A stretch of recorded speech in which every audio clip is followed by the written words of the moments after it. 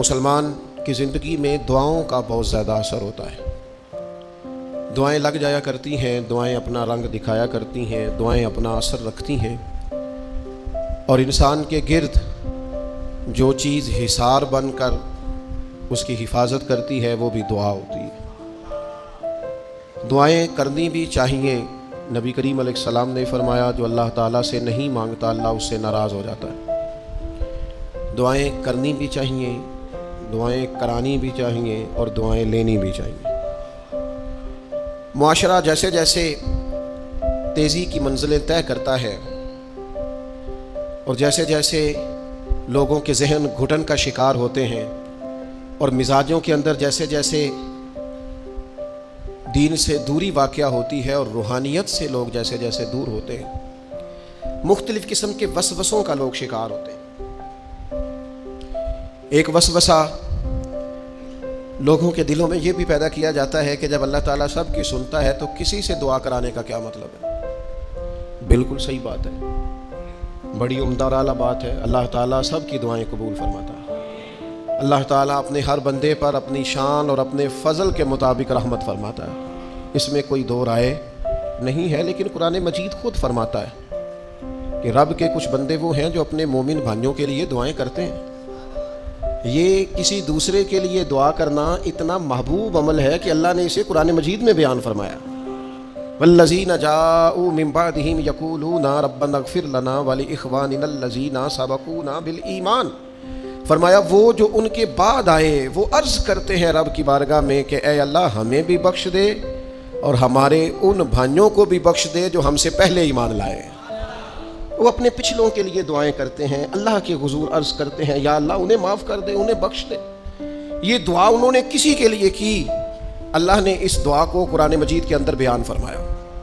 دیکھیے سب کی دعائیں اللہ کے حضور قبول ہوتی ہیں، لیکن کچھ زبانیں ایسی ہیں جو رب کریم کو پیاری بہت زیادہ ہیں۔ حدیث صحیح میں موجود ہے، نبی پاک علیہ السلام نے فرمایا، رب فرماتا ہے جب بندہ کثرت نوافل کے ذریعے میرے قریب ہو جاتا ہے تو وہ پھر اتنا قریب ہو جاتا ہے، اتنا قریب ہو جاتا ہے کہ میں اس کی زبان بن جاتا ہوں، جب بھی وہ سوال کرتا ہے میں اپنے فضل سے اسے عطا کرتا ہوں۔ بخاری مسلم دونوں میں موجود ہے۔ اب ایسی زبانیں جن کو اللہ تبارک و تعالیٰ کی بارگاہ سے یہ اذن مل گیا، کثرت عبادت، کثرت نوافل، زہد، ورع، تقوی، کہ اللہ کے حضور جب وہ عرض گزار ہوتے ہیں تو مالک ان کی دعائیں قبول فرماتا ہے۔ تو اب اگر کسی کو کسی ایسی زبان کی خبر آئی اور اس نے جا کے اس سے دعا کرائی اور اللہ نے اپنے فضل سے اس بندے پر رحمت کر دی اور دعا قبول ہو گئی، تو بتائیے حرج والی بات کیا ہے؟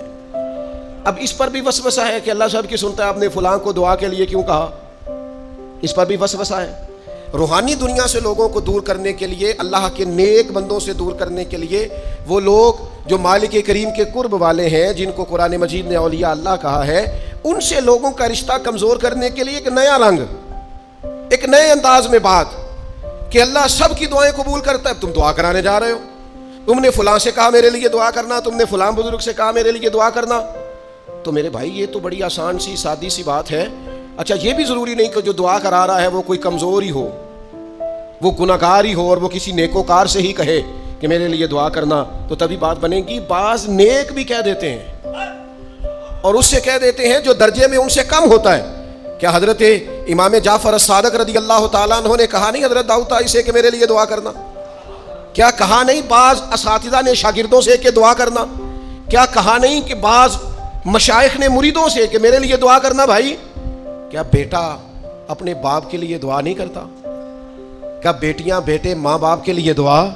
اور سنو نا یار، اس سے بڑی میں آپ کو بات کیا سناؤں، بخاری مسلم میں موجود ہے، حضرت عمر فاروق رضی اللہ تعالیٰ عنہ عمرہ کرنے جا رہے تھے، اللہ کے پیارے رسول رحمت محبوب رب اکبر صلی اللہ تعالیٰ علیہ وسلم نے فرمایا عمر میرے بھائی ہمیں بھی دعاؤں میں یاد کرنا۔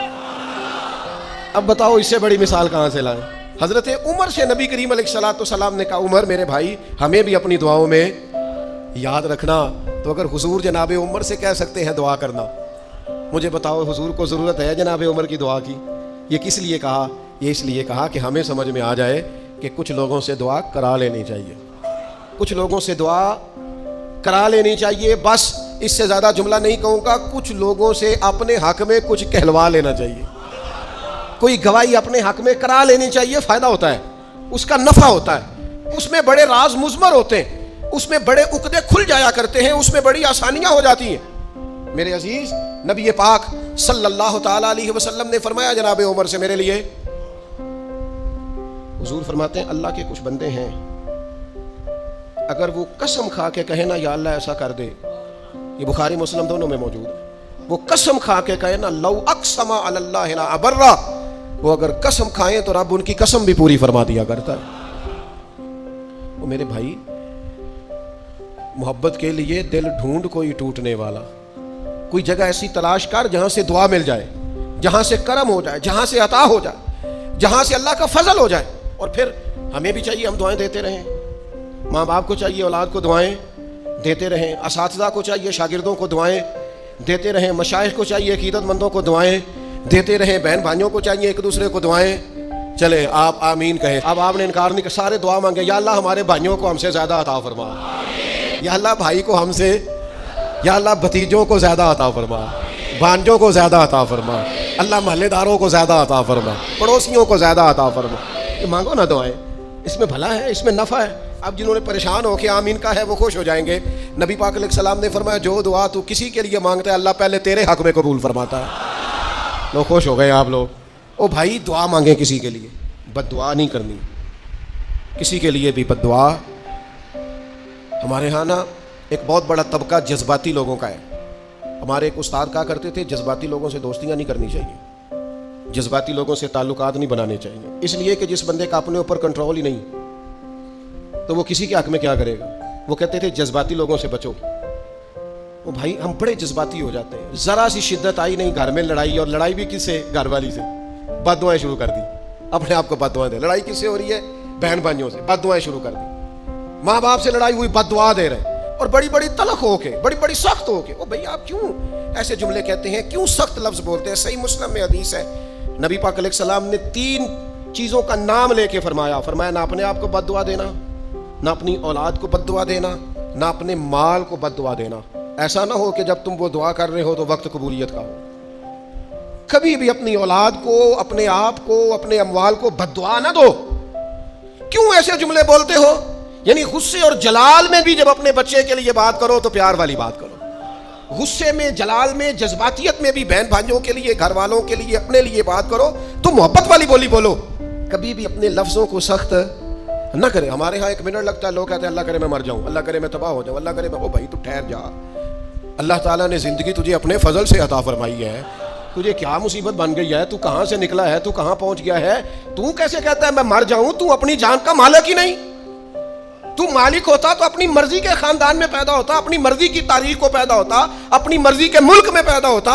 تو اپنی جان کا مالک ہی نہیں۔ مالک تو وہ ہے جس نے اپنی مرضی کی جگہ پہ پیدا کیا ہے، اپنی مرضی کا وقت دیا ہے۔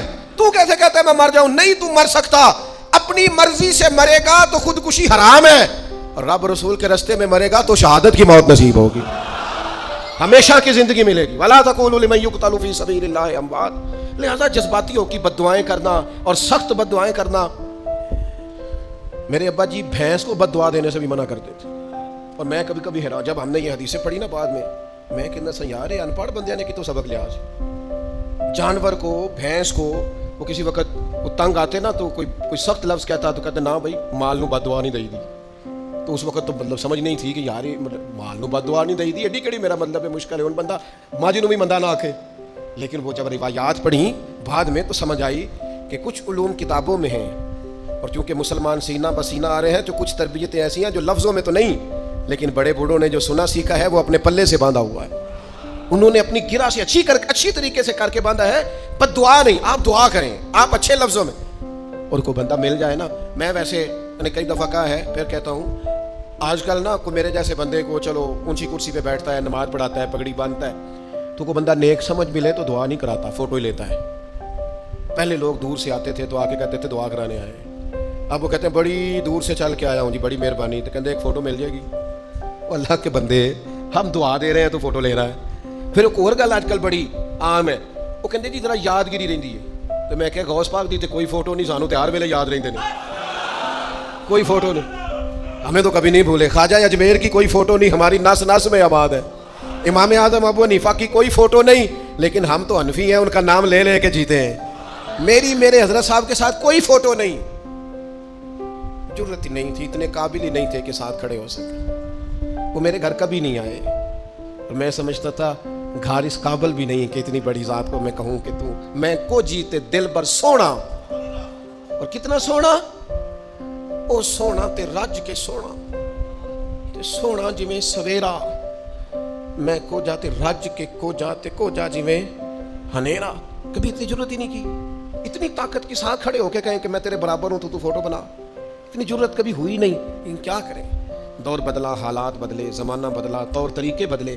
وہ کبھی لوگ مشائخ کے پاس دعائیں لینے جاتے تھے، کہتے تھے ہم آئے ہیں کوئی دعا کر دیں، وقت بدل گیا، 30 سیکنڈ کی ویڈیو رہ گئی۔ او خدا کے بندو، تھوڑا سا روحانی زندگی کی طرف آؤ، روحانی زندگی کی طرف۔ او بھائی دعائیں کرائیں، اپنے لیے گواہیاں پکی کریں، اپنی والدہ سے، اپنے والد سے، اپنے دادا سے، اپنے نانا سے، اپنی نانی سے، اپنی دادی سے، اپنے بہن بھائیوں سے، اپنے دوستوں سے، اپنے مرشد سے، اپنے استاد سے دعا کراؤ۔ ان سے کہو ایک دفعہ میرے لیے ہاتھ اٹھا دے اللہ کی بارگاہ میں۔ میں صحیح روایت پیش کرتا ہوں، میرے نبی کریم نے فرمایا تھا عمر فاروق سے، سیدنا عمر سے، قطعی جنتی عمر جن کا حضور جنت میں محل دے کے آئے، نبی کریم نے فرمایا تھا عمر لوگ حج کرنے آئیں گے، جہاد کے لیے آئیں گے، اگر یمن والے لوگ آئے اور تجھے ان میں سے میرا اویس کرنی مل گیا تو عمر اس سے اپنے لیے دعا کرا لینا، عمر اویس سے دعا کرا لینا، اسے کہنا تیرے لیے دعا کر دے۔ حضرت فاروق اعظم ڈھونڈتے رہے، ملاقات ہوئی سیدنا ویسے کرنی سے، کہا دعا کر دے یار میرے لیے۔ وہ ڈھونڈو، کوئی بیٹھا ہوا مجھے دور دعا دیتا ہے، میں ڈوبتا ہوں پر سمندر اچھال دیتا ہے۔ وہ بھائی اپنے حق میں دعائیں، التجائیں اللہ کے حضور۔ کچھ لوگوں کی عرض، میں آپ سے عرض کروں، کچھ لوگوں کو دعا لگ جاتی ہے۔ آپ کو جو آدمی بڑا چمکتا دمکتا اجلا نظر آئے نا، اس کا کبھی ماضی ٹٹولو گے نا تو کبھی کوئی اس کے گھر سے روٹی کھا گیا تو فقیر اور اس نے ذوق سے کھلائی تھی، کبھی پیچھے سے ٹٹولو گے تو کوئی روٹی کھا کے دعا کر گیا تھا، کوئی چند گھڑیاں دروازے پہ رہا تھا، اس نے نیکی کی تھی دعا کر گیا تھا۔ کبھی ٹٹولو گے، ڈھونڈو گے تو بیمار ماں نے کسی کو دعا دی تھی کہ پتر اللہ تیرے اوپر فضل کرے، کسی کے بوڑھے باپ بیمار نے دعا دی تھی اللہ تجھے کسی کا محتاج نہ کرے، کسی نے دعا دی تھی۔ وہ دعا ہے جو اس کے دائیں بائیں آگے پیچھے چلتی ہے۔ حضرت مولا علی شیر خدا رضی اللہ تعالیٰ عنہ گرمیوں میں بھی موٹے کپڑے پہن کے پھرتے تھے، لوگوں نے کہا حضور سخت گرمی اور پھر آپ تو بڑے دلیر آدمی، جوان اور گرمیوں میں بھی موٹے کپڑے۔ فرمانے لگے نبی کریم نے دعا دی تھی کہ اللہ علی کو موسم کی شدت سے بچا کے رکھنا، موسم کوئی بھی ہو علی پہ اثر ہی نہیں کرتا، شیر خدا پہ اثر ہی نہیں ہوتا، موٹے پہن لوں پتلے پہن لوں، اللہ میرے جسم کو موسم کی شدت سے محفوظ رکھتا ہے۔ اپنے لیے دعائیں سمیٹ چکروں میں نہ پڑھیں، وہ جی سب کی اللہ سنتا ہے، کس نے کہا نہیں سنتا؟ لیکن کچھ ایسے ہیں جو ہاتھ اٹھا دینا تو رب کریم قبولیت سے فرماتے ہیں دیر نہ کرنا، ذرا جلدی جانا، قبولیت سے اللہ کہتا ہے۔ کچھ ایسے ہیں جو ہاتھ اٹھا دینا ہاتھ تو اللہ تعالیٰ مرحوم خورشید گیلانی سے اللہ تعالیٰ ان پر فضل کرے، کچھ تھوڑا ربط رہا۔ انہوں نے نا ایک جملہ اپنی والدہ کے لیے کہا تھا، کہنے لگے میری اماں ان پڑھ تھی، اپلے تھاپتی تھی اور ان کا آنچل دوپٹہ بھی کئی دفعہ میلا رہتا تھا، پر مرحوم گیلانی صاحب کہتے ہیں میری ماں کبھی میلا دوپٹہ بھی سامنے کر کے اللہ سے میرے لیے رحمت مانگتی تھی تو مجھے لگتا تھا مالک نے فضل فرما دیا۔ بھائی اپنے لیے رحمت، اپنی والدہ سے، والد سے، بوڑھوں سے، بزرگوں سے دعائیں لیں۔ کچھ دعائیں ایسی ہوتی ہیں جو کرم کر دیتی ہیں، جو آسانی۔ اور ایک دوسرا پہلو بھی ہے، کبھی کسی بندے کو اتنا تنگ نہ کرنا کہ وہ اتنی تکلیف میں آئے کہ وہ خود تو کچھ نہیں کر سکتا، ماڑا ہے، لیکن پھر وہ رات کو اپنے رب کی بارگاہ میں بیٹھ کے کہے کہ تو حاکم و عادل ہے مگر تیرے جہاں میں ہے تلخ بہت بندہ مزدور کے اوقات۔